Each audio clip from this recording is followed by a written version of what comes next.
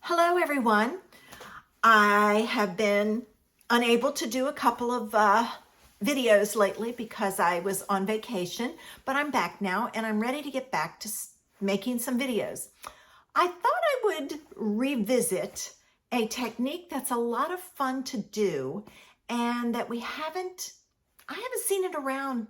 I saw one card the other day and it wasn't what I knew it was.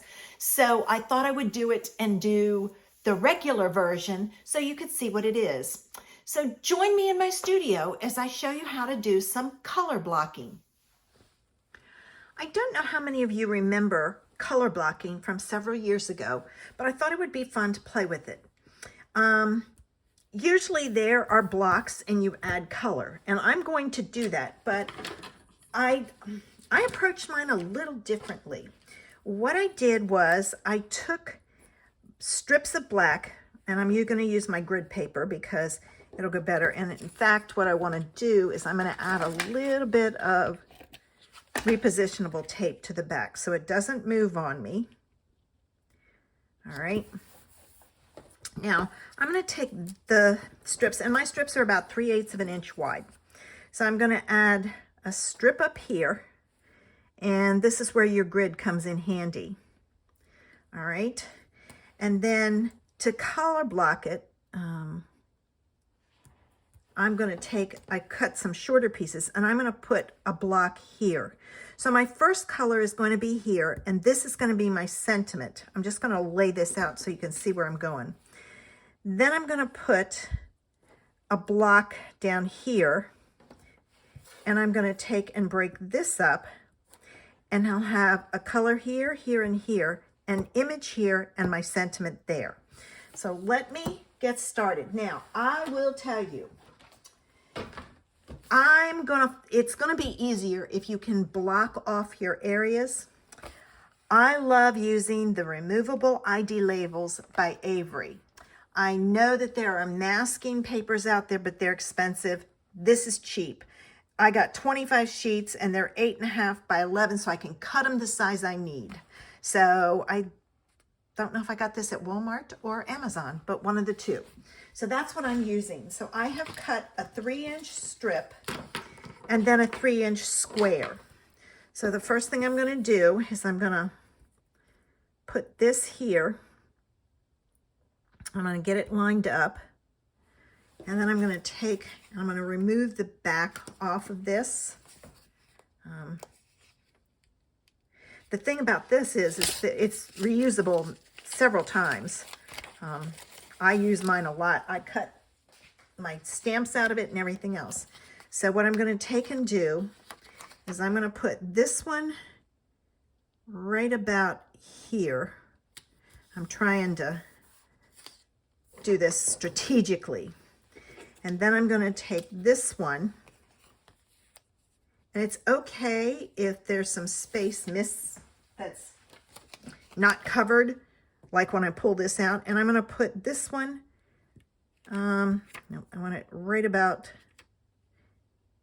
here. Because what I'm going to do is I'm going to then pull this out, hopefully. All right. Because I want to be able to use this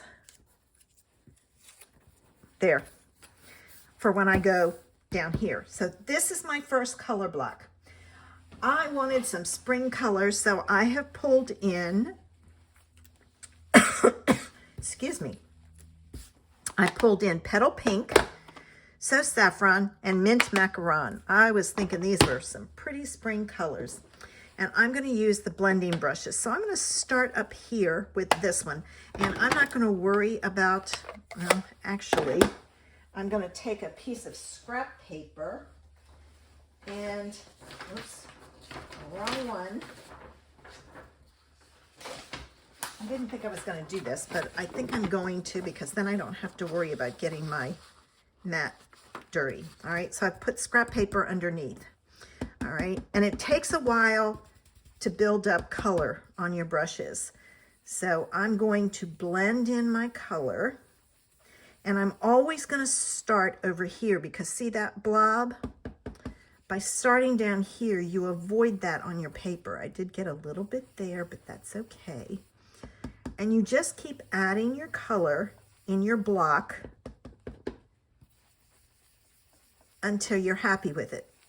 Now, what I'm going to do each time is I will stop, I'll slow it down in between and show you how to set it up. But I'm not going to show you how to blend your colors. You can do that. So this will be, there'll be no talking and it will be speeded up. To see what it looks like, all you have to do is carefully pull up the edge. And if that's enough color, fine. If not, add some more. So I'm going to add some more pink. All right, I think I'm good there. Now, the next thing I'm going to do is I'm going to do another square. And I want this one right about here. So what I'm going to do is I'm going to use this piece as a, I just have to be careful. I like the pieces. I can't move this one off or that one off. I didn't think about it because I should have cut another one. All right. And I'm getting it as straight as I can. All right. And my next color, I think I'm going to use, nope, I'm going to use So Saffron because I want it darker. Now you'll need, I have a bunch of brushes that I bought at Dollar Tree. And the reason I did that is they're cheap. They're about $1. There would be $1.25 now because they've gone up to $1.25. Oop, I gotta move this. I wash my brushes in between. I know a lot of people don't, but I do. And I wanted a lot of brushes and I wanted different sizes. So my first set of brushes I ordered from Amazon and I got the makeup brushes. And then I ran across, they had the different sizes, but I love this size. So I bought a bunch from Dollar Tree and I just keep using them and washing them. All right, let me see if this is dark enough. Yeah, I think I'm going to leave it at that. All right, now I'm going to take this piece off. And what I'm going to do is I have to get this. This is why you use the removable, because you don't want that on there. I'm going to take this piece off. And this is why I love this paper, because it pulls off, but it doesn't ruin your paper. I'll have to reposition it. Because, all right, let me get this back on. All right, so there it is. I'm going to take this off. And I'm going to move it here. I'm going to flip it.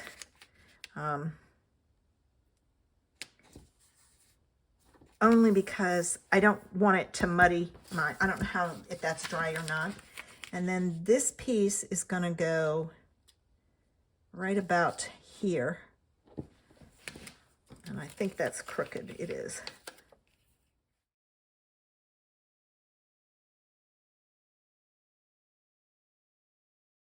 I didn't push down hard. I'm going to put it right about there, and I'm looking at it to make sure it's straight. If you want to draw a line, you can.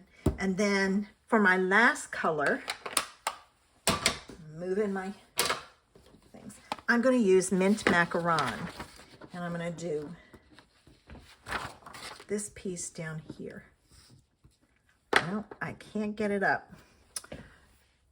I will use my tweezers. There we go. To get my paper underneath. There. Now I'm good. Then I don't have to worry about my mat. All right. There we go. Now I've got it. Sometimes if you can't get the ink built up on your brush, rub it across like this, and it loads it up real quick.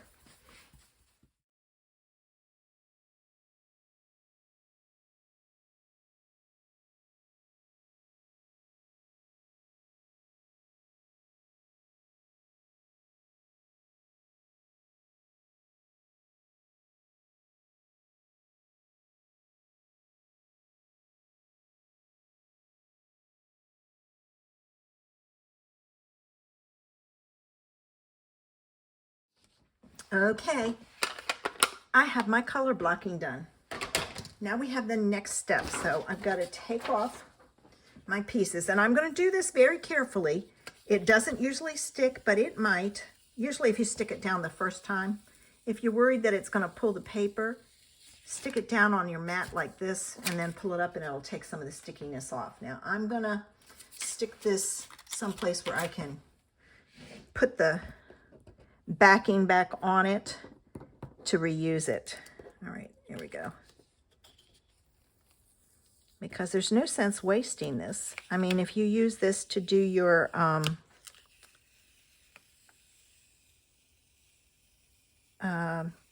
die cut your images out of, you can use it a lot. All right, next step.